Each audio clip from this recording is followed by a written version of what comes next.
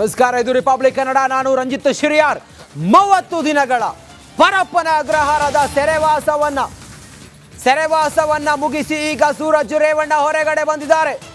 30 ದಿನಗಳ ಸೆರೆವಾಸದಿಂದ ಮುಕ್ತಿ ಸಿಕ್ಕಿದೆ ಸೂರಜ್ ರೇವಣ್ಣಗೆ. ಅಸಹಜ ಲೈಂಗಿಕ ದೌರ್ಜನ್ಯ ಪ್ರಕರಣದಲ್ಲಿ ಜೂನ್ 23ನೇ ತಾರೀಕು ಅರೆಸ್ಟ್ ಆಗಿದ್ದ ಸೂರಜ್ ರೇವಣ್ಣಗೆ ಬೇಲ್ ಆಗಿದೆ. ಇವತ್ತು ರಿಲೀಸ್ ಆಗಿದ್ದಾರೆ. ನಿನ್ನೆ ಸೂರಜ್ಗೆ ಷರತ್ತುಬದ್ಧ ಜಾಮೀನು ಮಂಜೂರಾಗಿತ್ತು. 30 ದಿನಗಳ ಸೆರೆವಾಸದಿಂದ ಸೂರಜ್ ರೇವಣ್ಣಗೆ ಮುಕ್ತಿ ಸಿಕ್ಕಿದೆ. ಅಸಹಜ ಲೈಂಗಿಕ ಕೇಸ್ನಲ್ಲಿ ಅರೆಸ್ಟ್ ಆಗಿದ್ದ ಸೂರಜ್ ರೇವಣ್ಣ ಮಾತಾಡಿದ್ದಾರೆ ರಿಲೀಸ್ ಆದ ನಂತರ. ಈ ಷಡ್ಯಂತ್ರಗಳನ್ನ ಮಾಡಿ, ಕುತಂತ್ರ ಮಾಡಿ ನಮ್ಮ ಕುಟುಂಬನ ತೇಜೋವಧೆ ಮಾಡಬೇಕು ಅನ್ನೋ ದುರುದ್ದೇಶದಿಂದ ಈ ಒಂದು ಪ್ರಕರಣ ಇವತ್ತು ದಾಖಲಿಸಿದ್ದಾರೆ. ಅದಕ್ಕೆಲ್ಲದಕ್ಕೂ ಸ್ವಲ್ಪ ಕೆಲವೇ ದಿನಗಳಲ್ಲಿ ಉತ್ತರ ಬರುತ್ತೆ. ನಾನು ಕೂಡ ಒಂದು 2-3 ದಿನದಲ್ಲಿ ನಿಮ್ಮ ಮಾಧ್ಯಮದಲ್ಲೇ ಬಂದು ಪ್ರತಿ ಒಂದು ವಿಷಯಕ್ಕೂ ಕೂಡ ಸ್ಪಷ್ಟೀಕರಣ ಕೊಡ್ತೀನಿ. ನಾವೇನಿದಕ್ಕೆ ಹೆದರ್ಕೊಂಡು ಓಡೋಗಲ್ಲ. ಹಾಸನ ಜಿಲ್ಲೆ ರಾಜಕಾರಣ ಏನು ನಡೀಬೇಕು ಅದು ನಡೆಯುತ್ತೆ ಅಂತ ಹೇಳಕ್ಕೆ ಬಯಸ್ತಾ, ನಾನು ಮೊದಲನೇ ದಿನದಿಂದನೂ ಸಂಪೂರ್ಣವಾಗಿ ನಮ್ಮ ಏನು ತನಿಖೆ ಸಂಬಂಧಪಟ್ಟಂತೆ ನಮ್ಮ ಎಲ್ಲ ತನಿಖೆಗಳಿಗೂ ನಾನು ಸ್ಪಂದಿಸಿದ್ದೀನಿ, ನಾನು ಸಹಕರಿಸಿದ್ದೀನಿ. ನಾನೇನು ಹೆದರ್ಕೊಂಡು ಹೋಗೋಂಥ ಪ್ರಶ್ನೆ ಇಲ್ಲ. ಯಾಕೆ ನಾನು ತಪ್ಪು ಮಾಡಿಲ್ಲ ಅನ್ನೋ ಒಂದು ವಿಶ್ವಾಸ ಇರೋ ದೃಷ್ಟಿಯಿಂದನೇ ಈ ಷಡ್ಯಂತ್ರಗಳನ್ನ ಮಾಡಿ, ಕುತಂತ್ರ ಮಾಡಿ ನಮ್ಮ ಕುಟುಂಬನ ತೇಜೋವಧೆ ಮಾಡಬೇಕು ಅನ್ನೋ ದುರುದ್ದೇಶದಿಂದ ಈ ಒಂದು ಪ್ರಕರಣ ಇವತ್ತು ದಾಖಲಿಸಿದ್ದಾರೆ. ಅದಕ್ಕೆಲ್ಲದಕ್ಕೂ ಸ್ವಲ್ಪ ಕೆಲವೇ ದಿನಗಳಲ್ಲಿ ಉತ್ತರ ಬರುತ್ತೆ. ನಾನು ಕೂಡ ಒಂದು 2-3 ದಿನದಲ್ಲಿ ನಿಮ್ಮ ಮಾಧ್ಯಮದಲ್ಲೇ ಬಂದು ಪ್ರತಿ ಒಂದು ವಿಷಯಕ್ಕೂ ಕೂಡ ಸ್ಪಷ್ಟೀಕರಣ ಕೊಡ್ತೀನಿ. ನಾವೇನಿದಕ್ಕೆ ಹೆದರ್ಕೊಂಡು ಓಡೋಗಲ್ಲ. ಹಾಸನ ಜಿಲ್ಲೆ ರಾಜಕಾರಣ ಏನು ನಡೀಬೇಕು ಅದು ನಡೆಯುತ್ತೆ ಅಂತ ಹೇಳಕ್ಕೆ ಬಯಸ್ತಾ, ನಾನು ಮೊದಲನೇ ದಿನದಿಂದನೂ ಸಂಪೂರ್ಣವಾಗಿ ನಮ್ಮ ಏನು ತನಿಖೆ ಸಂಬಂಧಪಟ್ಟಂತೆ ನಮ್ಮ ಎಲ್ಲ ತನಿಖೆಗಳಿಗೂ ನಾನು ಸ್ಪಂದಿಸಿದ್ದೀನಿ, ನಾನು ಸಹಕರಿಸಿದ್ದೀನಿ. ನಾನೇನು ಹೆದರ್ಕೊಂಡು ಹೋಗೋಂಥ ಪ್ರಶ್ನೆ ಇಲ್ಲ. ಯಾಕೆ ನಾನು ತಪ್ಪು ಮಾಡಿಲ್ಲ ಅನ್ನೋ ಒಂದು ವಿಶ್ವಾಸ ಇರೋ ದೃಷ್ಟಿಯಿಂದನೇ ಈ ಷಡ್ಯಂತ್ರಗಳನ್ನ ಮಾಡಿ, ಕುತಂತ್ರ ಮಾಡಿ ನಮ್ಮ ಕುಟುಂಬನ ತೇಜೋವಧೆ ಮಾಡಬೇಕು ಅನ್ನೋ ದುರುದ್ದೇಶದಿಂದ ಈ ಒಂದು ಪ್ರಕರಣ ಇವತ್ತು ದಾಖಲಿಸಿದ್ದಾರೆ. ಅದಕ್ಕೆಲ್ಲದಕ್ಕೂ ಸ್ವಲ್ಪ ಕೆಲವೇ ದಿನಗಳಲ್ಲಿ ನನಗೆ ಇನ್ನೊಂದು ಮುಖ್ಯವಾಗಿ ಇವತ್ತು ನಮ್ಮ ನ್ಯಾಯಾಂಗದ ಮೇಲೆ ಪೂರ್ಣ ನಂಬಿಕೆ ಇದೆ. ಈ ಒಂದು ಷಡ್ಯಂತ್ರದಿಂದ ನಾನು ಯಾವುದೇ ಕಾರಣಕ್ಕೂ ಕೇಸ್ ಅನ್ನಲ್ಲ, ಇದು ಷಡ್ಯಂತ್ರ ಅಂತ ಹೇಳ್ತೀನಿ, ಒಂದು ಕುತಂತ್ರ ಅಂತಾನೆ ಹೇಳ್ತೀನಿ. ಈ ಕುತಂತ್ರದಿಂದ ಪರಿಪೂರ್ಣ ಮುಕ್ತವಾಗಿ ಹೊರಗೆ ಬರ್ತೀನಿ ಅಂತ ನನ್ನ ನಂಬಿಕೆ ಇದೆ. ಪೂರ್ಣವಾದ ಪ್ರಕರಣದ ವಿಷಯವಾಗಿ ಇನ್ನು ಕೆಲವೇ 2-3 ದಿನದಲ್ಲಿ ತಾಳ್ಮೆಯಿಂದ ಇರಿ. ನಾನೇನು ಎಲ್ಲೂ ಓಡೋಗಲ್ಲ. ನಾನು ಎಲ್ಲೂ ಓಡೋಗಲ್ಲ. ನನಗೆ ಇನ್ನೊಂದು ಮತ್ತಷ್ಟು ಮಾಹಿತಿಯೊಂದಿಗೆ ನನ್ನ ಕಲೀಗ್ ದಿವಿತ್. ಈಗ ಪರಪ್ಪನ ಅಗ್ರಹಾರ ಜೈಲಿನಿಂದ ಬಿಡುಗಡೆಯಾದ ಸೂರಜ್ ರೇವಣ್ಣ ಅವರ ಕಾರನ್ನ ಹಿಂಬಾಲಿಸ್ಕೊಂಡು ಹೋಗ್ತಾ ಇದ್ದಾರೆ. ಅಲ್ಲೇ ಸ್ಥಳದಲ್ಲಿದ್ದಾರೆ. ದಿವಿತ್, ಹೊರಗಡೆ ಬಂದ ಸೂರಜ್ ರೇವಣ್ಣ ಏನು ಹೇಳಿದ್ರು? ನನಗೆ ಇನ್ನೊಂದು ಮುಖ್ಯವಾಗಿ ಸಾಧ್ಯ ಆಗಿಲ್ಲ. ಇವತ್ತು ನಮ್ಮ ನ್ಯಾಯಾಂಗದ ಮೇಲೆ ಪೂರ್ಣ ನಂಬಿಕೆ ಇದೆ. ಈ ಒಂದು ಷಡ್ಯಂತ್ರದಿಂದ ನಾನು ಯಾವುದೇ ಕಾರಣಕ್ಕೂ ಕೇಸ್ ಅನ್ನಲ್ಲ, ಇದು ಷಡ್ಯಂತ್ರ ಅಂತ ಹೇಳ್ತೀನಿ, ಒಂದು ಕುತಂತ್ರ. ಜೈಲಿನಿಂದ ರಿಲೀಸ್ ಆದ ಸೂರಜ್ ಎಲ್ಲಿಗೆ ಹೋಗ್ತಾರೆ? ಹೊಳೆನರಸೀಪುರಕ್ಕೆ ಹೋಗ್ತಾರಾ, ಹಾಸನಕ್ಕೆ ಹೋಗ್ತಾರೋ, ಅಥವಾ ಪದ್ಮನಾಭ ನಗರದ ದೇವೇಗೌಡರ ನಿವಾಸಕ್ಕೆ ಹೋಗ್ತಾರೋ, ಅಥವಾ ರೇವಣ್ಣನವ್ರ ಮನೆಗೆ ಹೋಗ್ತಾರಾ? ಹೊಳೆನರಸೀಪುರದ ತೋಟದ ಮನೆ ಗನ್ನಿಗಡ ಇಲ್ಲಿಗೆ ತೆರಳುತ್ತಾರ ಸೂರಜ್ ರೇವಣ್ಣ. ಜೈಲಿನಿಂದ ರಿಲೀಸ್ ಆದ ನಂತರ, ಪರಪ್ಪನ ಅಗ್ರಹಾರ ಜೈಲಿನಿಂದ ರಿಲೀಸ್ ಆದ ನಂತರ ಸೂರಜ್ ರೇವಣ್ಣ ಯಾವ ಕಡೆಗೆ ಹೋಗ್ತಾರೆ? ಸೂರಜ್ ರೇವಣ್ಣ ಪರಪ್ಪನ ಅಗ್ರಹಾರ ಜೈಲಿನಿಂದ ನೇರವಾಗಿ ಹಾಸನದ ತಮ್ಮ ಹೊಳೆನರಸೀಪುರದ ತಮ್ಮ ಗನ್ನಿಗಡದ ತೋಟದ ಮನೆಗೆ ಹೋಗ್ತಾರಾ, ಅಥವಾ ದೇವೇಗೌಡರ ನಿವಾಸಕ್ಕೆ ಹೋಗ್ತಾರಾ, ಅಥವಾ ಬಸವೇಶ್ವರ ನಗರದಲ್ಲಿರುವ ರೇವಣ್ಣ ಅವರ ಮನೆಗೆ ಹೋಗ್ತಾರಾ? ನೋಡಿ, ಸೂರಜ್ ರೇವಣ್ಣ ಅವರು ತಮ್ಮ ರೇಂಜ್ ರೋವರ್ ಕಾರಿನಲ್ಲಿ ಹೋಗುತ್ತಿರುವಂತ ಲೈವ್ ದೃಶ್ಯವನ್ನು ಗಮನಿಸ್ತಾ ಇದ್ದೀರಿ. ಪರಪ್ಪನ ಅಗ್ರಹಾರ ಜೈಲಿನಿಂದ ಹೊರಬಂದ ಸೂರಜ್ ರೇವಣ್ಣ ರಿಪಬ್ಲಿಕ್ ಕನ್ನಡದ ಜೊತೆಗೆ ಮಾತನಾಡ್ತಾ ಹೇಳ್ತಾ ಇದ್ರು, ನಮ್ಮ ಕುಟುಂಬವನ್ನ ಷಡ್ಯಂತ್ರದಲ್ಲಿ ಸಿಲುಕಿಸುವ ಪ್ರಯತ್ನ ಮಾಡ್ತಾ ಇದ್ದಾರೆ. ಎಲ್ಲದಕ್ಕೂ ಕೂಡ 2-3 ದಿನದಲ್ಲಿ ಉತ್ತರ ಕೊಡ್ತೀನಿ. ನಿಮ್ಮ ಮುಂದೆ ಬಂದು ನಾನು ಎಲ್ಲವನ್ನ ತಿಳಿಸ್ತೀನಿ. ನನ್ನ ಮೇಲೆ ಏನು ಆರೋಪ ಮಾಡಿದ್ದಾರೆ, ನನ್ನ ಆಪ್ತನೇ ಅಲ್ಲ ಅವನು. ಜೈಲಿನಿಂದ ರಿಲೀಸ್ ಆದ ನಂತರ ಸೂರಜ್ ರೇವಣ್ಣ ಹಿಂಗಂತೇಳಿ ಪ್ರತಿಕ್ರಿಯೆ ಕೊಟ್ಟಿದ್ದಾರೆ ಮಾಧ್ಯಮಕ್ಕೆ. ಈಗ ಸೂರಜ್ ರೇವಣ್ಣ ಯಾವ ಕಡೆಗೆ ಹೋಗ್ತಾರ ಅನ್ನೋದು ಈಗಿರುವಂಥ ಕುತೂಹಲ.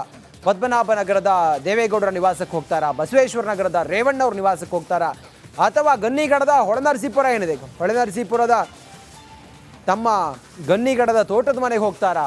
ಇದು ಈಗಿರುವಂಥ ಪ್ರಶ್ನೆ. ನೇರ ದೃಶ್ಯಾವಳಿಯನ್ನು ಗಮನಿಸ್ತಾ ಇದ್ದೀರಿ. ಸೂರಜ್ ರೇವಣ್ಣ ಅವರು ತಮ್ಮ ವಾಹನದಲ್ಲಿ ರೇಂಜ್ ರೋವರ್ ಕಾರಿನಲ್ಲಿ ಹೋಗ್ತಾ ಇರುವಂಥ ನೇರ ದೃಶ್ಯಾವಳಿ ರಿಪಬ್ಲಿಕ್ ಕನ್ನಡಕ್ಕೆ. ಅವರು ನೋಡಿ ಕಾರ್ ಒಳಗಡೆನೇ ಇದ್ದು ಕೈ ಸನ್ನೆ ಮಾಡ್ತಾ ಇದ್ದಾರೆ, ನಾನು ಮಾತನಾಡ್ತೀನಿ ಸ್ವಲ್ಪ ತಡ್ಕೊಳ್ಳಿ ಅಂತೇಳಿ. ಮತ್ತೆ ಸಂಪರ್ಕದಲ್ಲಿದ್ದಾರೆ, ದೂರವಾಣಿ ಸಂಪರ್ಕದಲ್ಲಿ ದಿವಿತ್, ಜೈಲಿನಿಂದ ರಿಲೀಸ್ ಆದ ನಂತರ ಸೂರಜ್ ರೇವಣ್ಣ ಏನು ಹೇಳಿದ್ರು? ತಾವು ಮಾತಾಡಿಸ್ತಿದ್ದೀರಾ ಅಲ್ಲಿ? ಎಸ್ ಸರ್ ರಂಜಿತ್, ಸೂರಜ್ ರೇವಣ್ಣ ನೇರವಾಗಿ ಅವರು ಜೈಲಿಂದ ಬಂದಂತ ಸಂದರ್ಭದಲ್ಲಿ ಅವರೇ ಇಳಿದು ನಾನು ಮಾತನಾಡ್ತೀನಿ ಅಂತ ಹೇಳಿ ಬಂದ್ರು.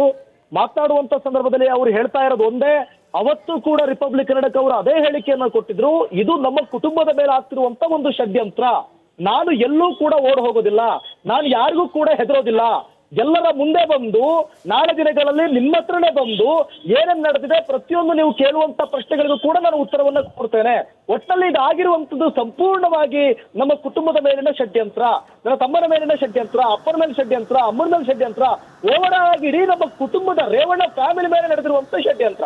ಓಕೆ, ಷಡ್ಯಂತ್ರ ಯಾರು ಮಾಡಿದ್ರು ಅಂತ ಕೇಳಿದ್ರೆ ಎಲ್ಲದಕ್ಕೂ ಕೂಡ ಉತ್ತರ ಗೊತ್ತು. ಅದನ್ನು ಕೂಡ ನಾನು ನಾಳೆ ದಿನಗಳಲ್ಲಿ ನಿಮ್ಮ ಮುಂದೆ ಇಡ್ತೀನಿ, ನಾನು ಎಲ್ಲೂ ಕೂಡ ಹೋಗೋದಿಲ್ಲ, ನಿಮಗೆ ಬಂದು ನಾನು ಆನ್ಸರ್ ಮಾಡ್ತೀನಿ ಅನ್ನೋದನ್ನು ಕೂಡ ರಂಜಿತ್ ಹೇಳಿದ್ರು. ಅದಾದ ಬಳಿಕ ಈಗ ಅವರು ಎಲ್ಲಿ ಹೋಗ್ತಾರೆ, ತೋಟದ ಮನೆ ಗಲ್ಲಿ ಕೊಡಕ್ ಹೋಗ್ತಾರಾ ಅಥವಾ ಎಲ್ಲಿ ಹೋಗ್ತಾರೆ ಅನ್ನುವಂಥದ್ದು ಪ್ರಶ್ನೆಯನ್ನ ಮಾಡಿದಂತ ಸಂದರ್ಭದಲ್ಲಿ ಅವರೀಗ ಬೆಂಗಳೂರಿನ ಬಸವನಗುಡಿ ಮನೆಗೆ ಹೋಗ್ತಿದ್ದೀನಿ ಅಂತ ಕೂಡ ನೇರವಾಗಿ ಹೇಳ್ತಾರೆ. ಸಾಕಷ್ಟು ಎಲ್ಲಾ ಪ್ರಶ್ನೆಗಳು ಜೊತೆಗೆ ಆತರ ಆಪ್ತರಾಗಿದ್ದಂತ ಶಿವಕುಮಾರ್ ಬಗ್ಗೆ ಪ್ರಶ್ನೆ ನಾನೇ ಸ್ವತಃ ಅವ್ರ ಹತ್ರ ಕೇಳ್ತೀನಿ. ಶಿವಕುಮಾರ್ ನಿಮ್ ಜೊತೆಗಿದ್ದು ಕೂಡ ಅವ್ರು ಉಲ್ಟಾ ಹೊಡೆದ್ರಲ್ಲ, ಏನ್ ಹೇಳ್ತೀರಾ?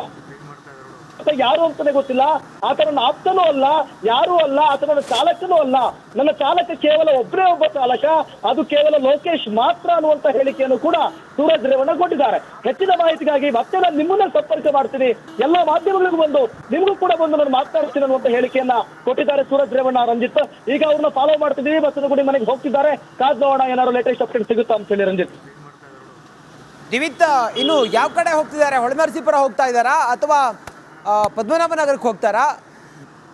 ಯಾವ ಕಡೆ ಹೋಗ್ತಾರೆ, ಏನಾದ್ರು ಮಾಹಿತಿ ಸಿಕ್ಕಿದ್ಯಾ?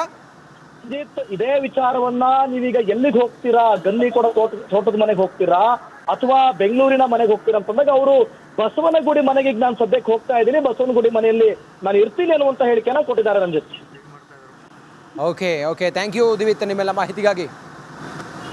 ಜೈಲಿನಿಂದ ರಿಲೀಸ್ ಆದ ನಂತರ ಸೂರಜ್ ರೇವಣ್ಣ ಈಗ ಬಸವನಗುಡಿಯ ತಮ್ಮ ನಿವಾಸಕ್ಕೆ ಹೋಗ್ತಾರೆ ಅನ್ನೋದ್ರ ಬಗ್ಗೆ ನಮ್ಮ ಪ್ರತಿನಿಧಿ ದಿವಿತ್ ಜೊತೆಯಲ್ಲಿ ಮಾತನಾಡ್ತಾ ಹೇಳಿದ್ದಾರೆ. ರಿಪಬ್ಲಿಕ್ ಕನ್ನಡಕ್ಕೆ ಮಾತನಾಡ್ತಾ ಸೂರಜ್ ರೇವಣ್ಣ ತಮ್ಮ ಕುಟುಂಬದ ಮೇಲೆ, ತಮ್ಮ ತಂದೆಯವರ ಮೇಲೆ, ನಮ್ಮ ಮೇಲೆ, ನಮ್ಮ ತಮ್ಮನ ಮೇಲೆ, ನಮ್ಮ ತಾಯಿಯ ಮೇಲೆ, ಇಡೀ ಕುಟುಂಬದ ಮೇಲೆ ಷಡ್ಯಂತ್ರ ಮಾಡಿದ್ದಾರೆ. ಇದೆಲ್ಲದರಿಂದ ನಾವು ಹೊರಗಡೆ ಬರ್ತೀವಿ, ಇದೆಲ್ಲವನ್ನು ಕೂಡ ನಾವು ನಿಭಾಯಿಸ್ತೀವಿ ಅನ್ನೋದನ್ನೆಲ್ಲ ಮಾತಾಡಿದ್ದಾರೆ. ಇನ್ನೆರಡು ದಿನ ತಾಳಿ ಪ್ರತಿಯೊಂದನ್ನು ಕೂಡ ಎಳೆಯಾಗಿ ನಾವು ಹೇಳ್ತೀವಿ ನಿಮ್ಮ ಮುಂದೆ ಅನ್ನೋದನ್ನು ಹೇಳಿದ್ದಾರೆ. ಬಸವನಗುಡಿಯ ನಿವಾಸದತ್ತ ಸೂರಜ್ ರೇವಣ್ಣ ಹೋಗ್ತಾ ಇರುವಂಥ ದೃಶ್ಯವನ್ನು ಗಮನಿಸ್ತಾ ಇದ್ದೀರಿ. ರಿಪಬ್ಲಿಕ್ ಕನ್ನಡದಲ್ಲಿ ಲೈವ್ ದೃಶ್ಯವನ್ನು ಗಮನಿಸ್ತಾ ಇದ್ದೀರಿ. ಸೂರಜ್ ರೇವಣ್ಣ ಅವರು ತಮ್ಮ ರೇಂಜ್ ರೋವರ್ ಕಾರಿನಲ್ಲಿ ಹೋಗ್ತಾ ಇದ್ರೆ ಪಕ್ಕದಲ್ಲೇ ರಿಪಬ್ಲಿಕ್ ಕನ್ನಡದ ವಾಹನವೂ ಕೂಡ ಅವರನ್ನು ಹಿಂಬಾಲಿಸ್ತಾ ಇದೆ. ಅವರನ್ನು ಮಾತಾಡಿಸುವ ಪ್ರಯತ್ನವನ್ನು ಕೂಡ ನಮ್ಮ ಪ್ರತಿನಿಧಿ ದಿವಿತ್ ಮಾಡ್ತಾ ಇದ್ದಾರೆ. ಆದರೆ ಅವರು ಮಾತನಾಡ್ತಾ ಇಲ್ಲ, ಕಾರಿನ ಒಳಗಡೆ ಕೂತು ಸನ್ನೆ ಮಾಡ್ತಾ ಇದ್ದಾರೆ. ನೋಡಿ, ನಾನು ಮಾತಾಡ್ತೀನಿ ಎಲ್ಲವನ್ನ, ಸ್ವಲ್ಪ ಸಮಯ ಕೊಡಿ ಅಂತ ಹೇಳ್ತಾ ಇದ್ದಾರೆ. ಸೂರಜ್ ರೇವಣ್ಣ ಅವರಿಗೆ ಜಾಮೀನಾಗಿ, ಷರತ್ತುಬದ್ಧ ಜಾಮೀನಾಗಿದೆ, ಅವರು ರಿಲೀಸ್ ಆಗ್ತಾ ಇದ್ದಾರೆ. ಸುಮಾರು 30 ದಿನಗಳ ಪರಪ್ಪನ ಅಗ್ರಹಾರದ ವಾಸವನ್ನು ಮುಗಿಸಿ ಅವರೀಗ ಹೊರಗಡೆ ಬರ್ತಾ ಇದ್ದಾರೆ. ಅವ್ರು ಯಾವ ಕಡೆ ಹೋಗ್ತಾ ಇದ್ದಾರೆ ಅಂತ ಹೇಳಿದ್ರೆ ಬಸವನಗುಡಿ ಹತ್ತು ಹೋಗ್ತಾ ಇದ್ದಾರೆ ಅನ್ನೋದ್ರ ಬಗ್ಗೆ ಈಗ ಮಾಹಿತಿನ ಕೊಟ್ಟಿದ್ದಾರೆ. ಸದ್ಯಕ್ಕೆ ಸೂರಜ್ ರೇವಣ್ಣ ಅವರ ಕಾರಿನ ಪಕ್ಕದಲ್ಲೇ ನಮ್ಮ ವಾಹನವು ಕೂಡ ಹೋಗ್ತಾ ಇದೆ. ರಿಪಬ್ಲಿಕ್ ಕ್ಯಾಮ್ರಾದ ಕಣ್ಣನ್ನೇ ಅವರು ನೋಡ್ತಾ ಇದ್ದಾರೆ. ನೋಡಿ, ನಮ್ಮ ಕ್ಯಾಮ್ರಾ ನೋಡಿ ಅವರು ಮಾತಾಡ್ತಾ ಇದ್ದಾರೆ. ಕಾರಿನ ಒಳಗಡೆ ಕೂತ್ಕೊಂಡು ನಾನೆಲ್ಲವನ್ನ ನಿಮ್ಮ ಮುಂದೆ ಹೇಳ್ತೀನಿ ಅನ್ನೋದನ್ನು ಹೇಳ್ತಾ ಇದ್ದಾರೆ. ನಮ್ಮ ಕುಟುಂಬದ ಮೇಲೆ ಷಡ್ಯಂತ್ರ ಆಗಿದೆ ಅನ್ನೋದನ್ನು ಕೂಡ ಅವ್ರು ಹೇಳ್ತಾ ಇದ್ದಾರೆ. ಜೈಲಿನಿಂದ ಬಿಡುಗಡೆ ಆದ ಬಳಿಕ ಸೂರಜ್ ರೇವಣ್ಣ ಹೀಗೆಲ್ಲ ಮಾತಾಡ್ತಾ ಇದ್ದಾರೆ. ರೇವಣ್ಣ ಫ್ಯಾಮಿಲಿಯನ್ನು ಟಾರ್ಗೆಟ್ ಮಾಡಿದ್ರು, ನಮ್ಮ ಫ್ಯಾಮಿಲಿ ಟಾರ್ಗೆಟ್ ಮಾಡಿದ್ರು ಅನ್ನೋದನ್ನು ಕೂಡ ಅವರು ರಿಲೀಸ್ ಆದ ನಂತರ ಹೇಳಿದ್ದಾರೆ. ಇದೊಂದು ಷಡ್ಯಂತ್ರ ಅನ್ನೋದನ್ನು ಸೂರಜ್ ರೇವಣ್ಣ ಹೇಳಿದ್ದಾರೆ. ನೋಡಿ, ಬಸವನಗುಡಿಯ ತಮ್ಮ ಮನೆಯತ್ತ ಹೋಗ್ತಾ ಇದ್ದಾರೆ ಅನ್ನೋ ಮಾಹಿತಿ ಸಿಗ್ತಾ ಇದೆ. ಹಾಸನದ ರಾಜಕಾರಣ ಏನಿದೆ, ಸತ್ಯವನ್ನು ಯಾರಿಂದಲೂ ಕೂಡ ಮುಚ್ಚಿಡಲು ಸಾಧ್ಯವಿಲ್ಲ ಅಂತೇಳಿ ಸೂರಜ್ ರೇವಣ್ಣ ಹೇಳಿದ್ದಾರೆ. ಕುತಂತ್ರ ಮಾಡಿ ನಮ್ಮ ಕುಟುಂಬವನ್ನು ಮುಗಿಸಲು ಹೊರಟಿದ್ದಾರೆ, ಆದರೆ ಅದು ಸಾಧ್ಯ ಆಗೋದಿಲ್ಲ. ಕುತಂತ್ರ ಮಾಡಿ ನನ್ನ ವಿರುದ್ಧ ಪ್ರಕರಣವನ್ನು ದಾಖಲಿಸಿದ್ದಾರೆ ಅನ್ನೋದನ್ನು ಸೂರಜ್ ರೇವಣ್ಣ ಮಾತಾಡಿದ್ದಾರೆ. ಪ್ರತಿಯೊಂದಕ್ಕೂ ಕೂಡ ಸ್ಪಷ್ಟೀಕರಣವನ್ನು